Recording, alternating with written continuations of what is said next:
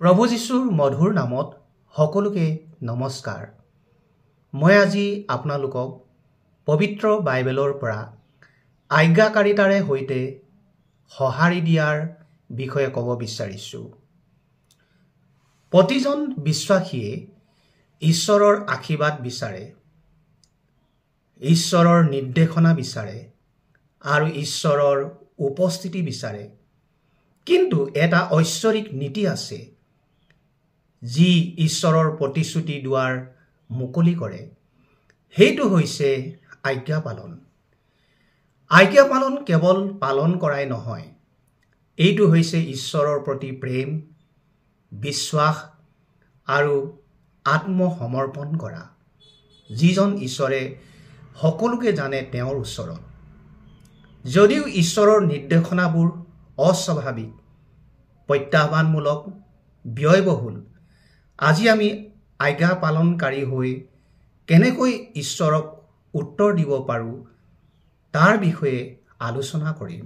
পবিত্ৰ বাইবেলৰ প্ৰথম চমুৱেল 15:22 আমি পঢ়িবলৈ পাওঁ, বলিদানতকৈ আজ্ঞা পালন উত্তম আৰু মেৰৰ তেলতকৈ বাক্যলৈ কাণ দিয়া উত্তম।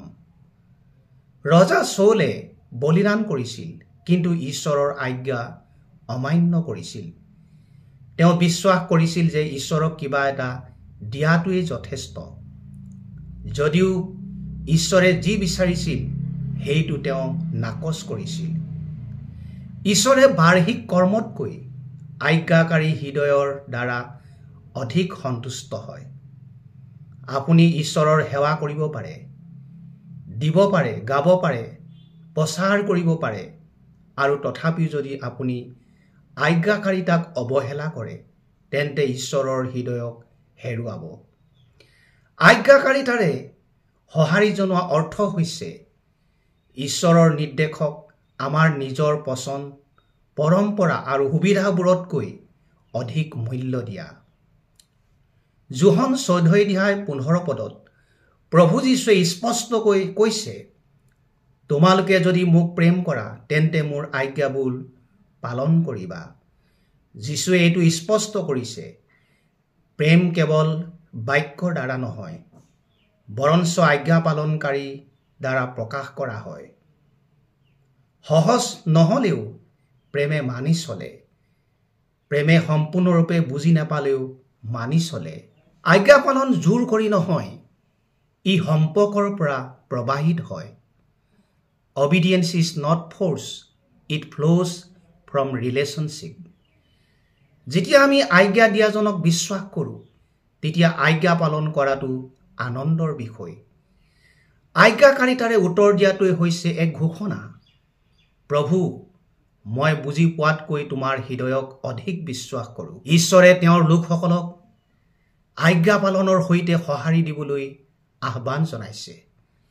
পলম কৰি আজ্ঞা পালন নহয়, আংশিক আজ্ঞা পালন নহয়, কিন্তু সম্পূৰ্ণ আৰু আনন্দপূৰ্ণ আজ্ঞা পালন।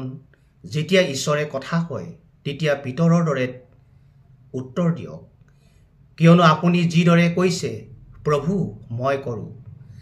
আপোনাৰ আজ্ঞাকাৰিতাই আপোনাৰ জীৱন সলনি কৰিব পাৰে, আপোনাৰ পৰিয়ালক প্ৰভাৱিত কৰিব পাৰে আৰু ঈশ্বৰৰ প্ৰতিশ্ৰুতিসমূহ আপোনালৈ মুকলি হ'ব। আহক প্ৰাৰ্থনা কৰোঁ। হে ঈশ্বৰ, তোমাৰ কণ্ঠস্বৰত শীঘ্ৰে আৰু আনন্দেৰে সঁহাৰি দিয়া হৃদয় আমাক দিয়া। আমি সম্পূৰ্ণৰূপে বুজি নাপালেও তোমাক বিশ্বাস কৰিবলৈ আমাক শিকাওক।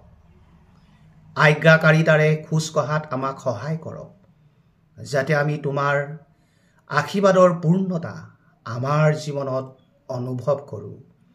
এই প্ৰাৰ্থনা পিতৃ, পুত্ৰ আৰু পবিত্ৰ আত্মাৰ নামত খুজিছোঁ। আমেন।